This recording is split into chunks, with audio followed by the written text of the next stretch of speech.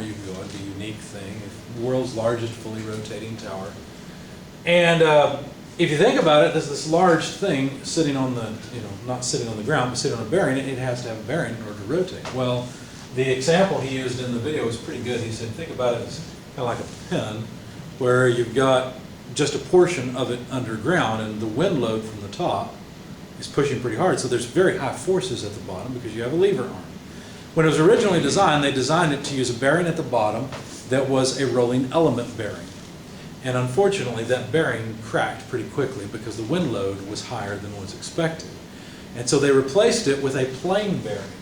Now, in the episode, he goes down under the tower to check and inspect the plain bearing that replaced the rolling element bearing. They literally have to raise the tower, I think, by about 1/8 of an inch or so to get in there and get that bearing out and inspect it, which is an interesting task in and of itself. But somewhere along here, he had a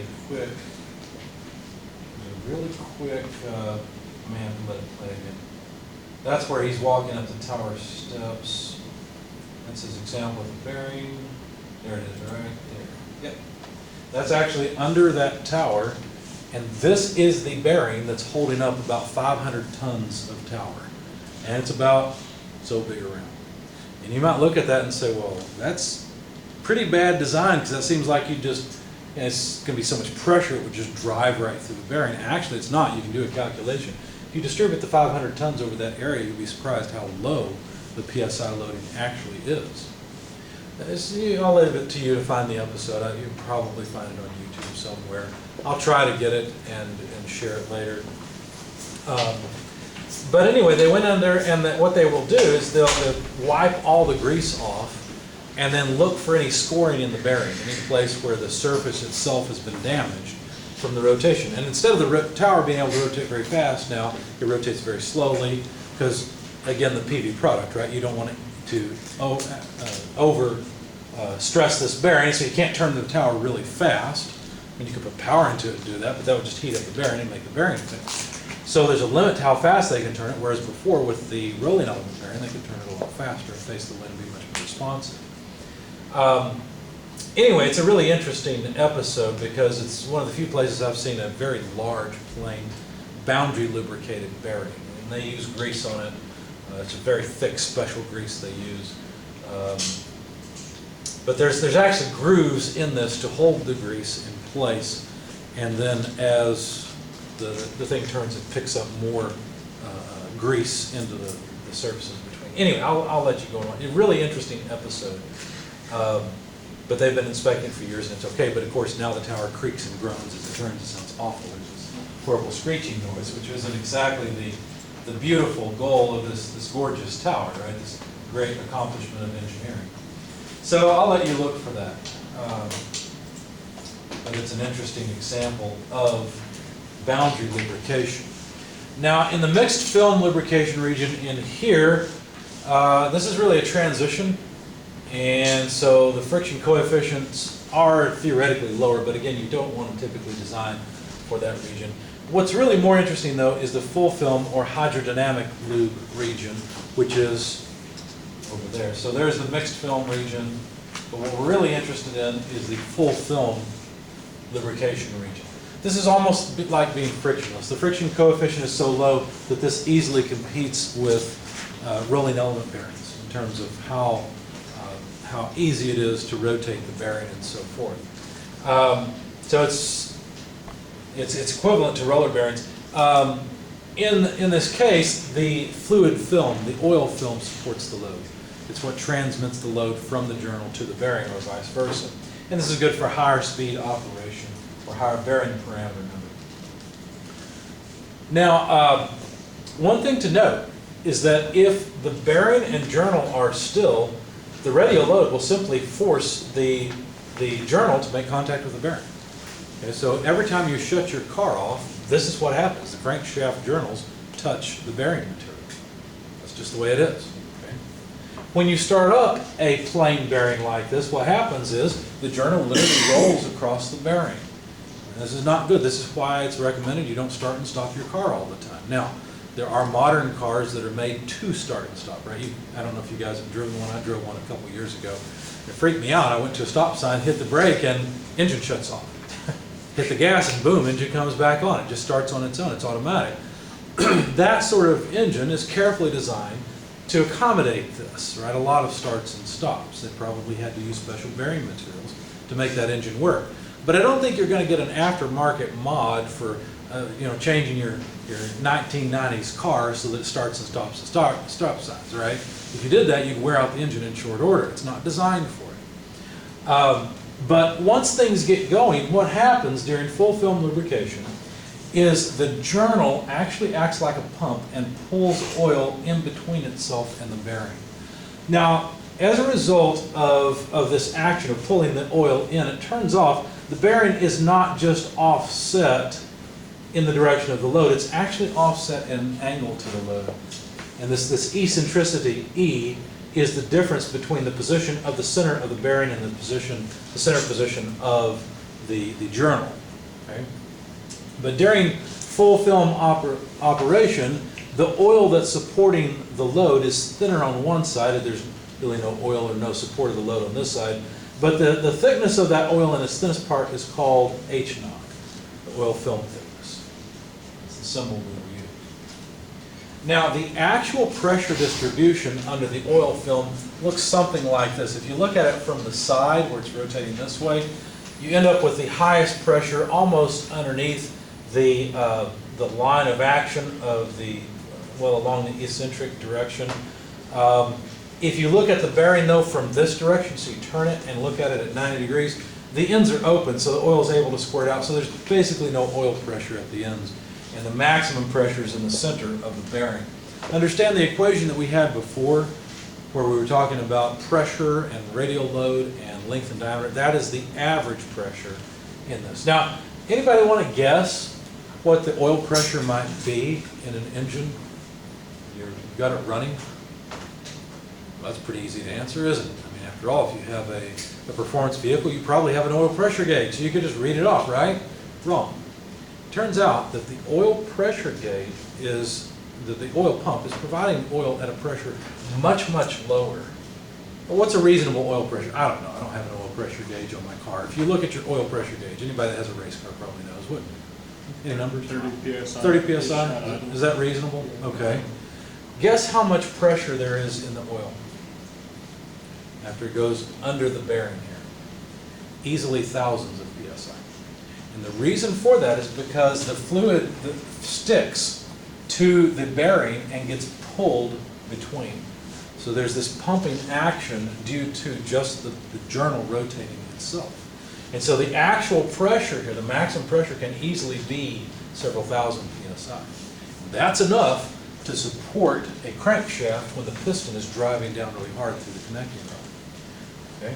Now, let me clarify one thing. I keep going back to engines because it's something you may be familiar with. The bearings we're designing here, though, are for a much more consistent load, just a constant radial load, whereas in an engine, the bearing design there is complicated by the fact that the load not only changes magnitude, but changes direction, right? Because as the piston pushes down, that's force on one way on the crankshaft, and when the crankshaft has to compress the gases, pushing the piston up, that's force in the other direction, so it's completely reversed.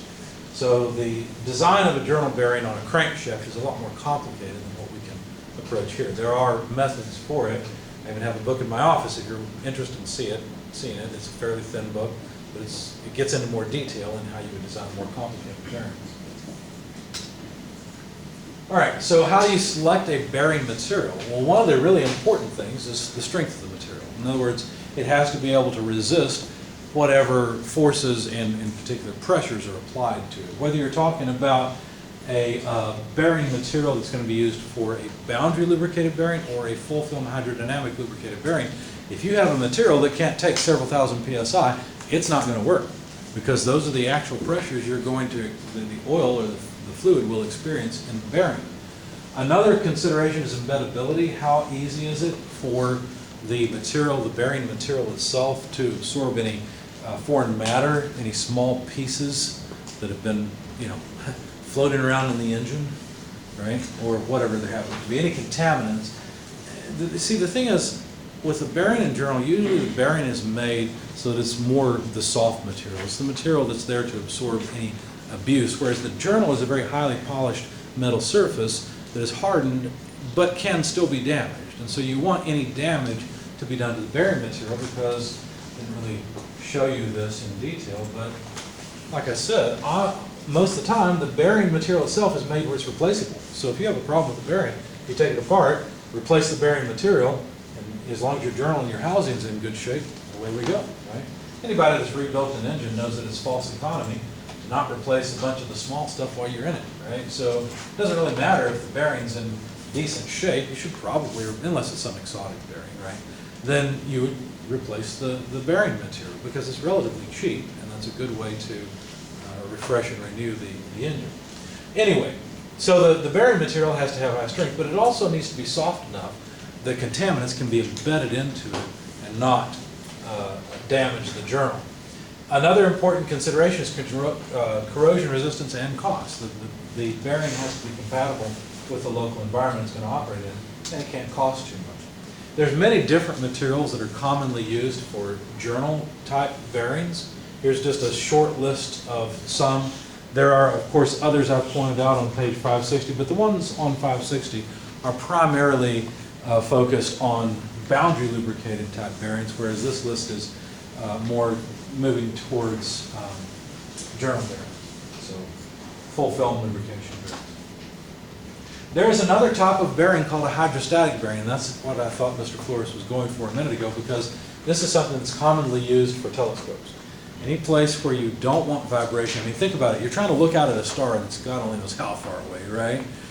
We can measure it, but it depends on the star you're looking at as to how far away it is. If somebody's sitting there jiggling the telescope, you're not going to see much, right? It's going to be a blurry image.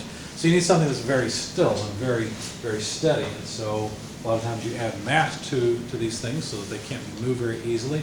But also, if you have full film lubrication where instead of relying on the motion to suck oil between the two parts, if instead you have a pump that flows some pressurized fluid between the two, it could be air, it could be oil, it could be all sorts of things, well, then you can lift the platform away and have a very steady platform. Now, there's actually a place, I wish I could take you guys and let you see it.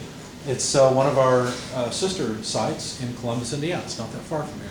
They have some metrology equipment that I'm jealous of. I wish we had here. They have we have some equipment they're jealous of, but you know, that's the way it goes. Anyway, Mark up there is the lab technician. He's kind of like Paul here. And I went up and visited them last semester, so I had a class that had a division or a section in Columbus. So I went up and visited them once, and he showed me around their lab. And one of the pieces of equipment they have is a granite slab that's about that thick, and about this, probably bigger in surface area than one of these tables, probably about 2 of these tables combined in terms of surface area. So it's this huge granite slab, nice and flat, has nice tie downs and things on it. And it uses this technique. It's actually floated on oil. And the reason for that is they have some equipment that can measure very, very fine surface finishes. So they can measure surface finishes down to some ridiculously low amount. Something that would make a journal bearing look rough, for example. Okay? So they can measure these very well. The problem is when you're measuring something that fine, any vibration, any outside vibration is going to register. And so what they have to do is they have to float the granite so that, number one, they got a lot of mass there so that it hopefully doesn't respond much to any external forces, but also they've got it floating on a hydrostatic bearing.